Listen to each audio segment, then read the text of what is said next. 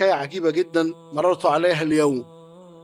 واحد بيحكي بيقول مرضت أمي ودخلت عناية المركزة، والأطباء قالوا لي خلاص هي الآن أي لحظة تفقد حياتها، احتسبها.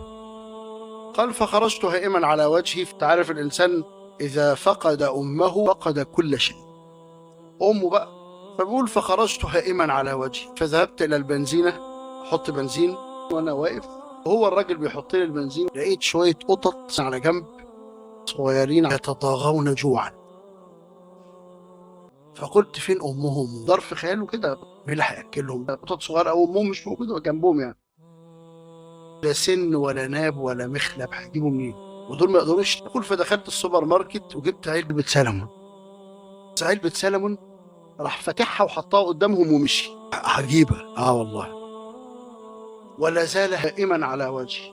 انت عارف برضو الهم ده حاسس ان انت مش مركز.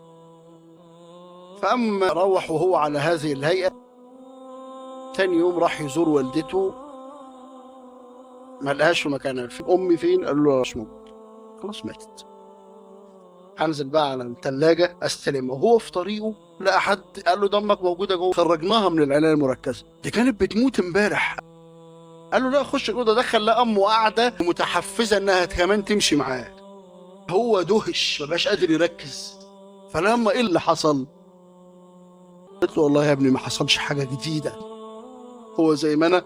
كل ما في الأمر إن نمت إن في قطة بتدعي.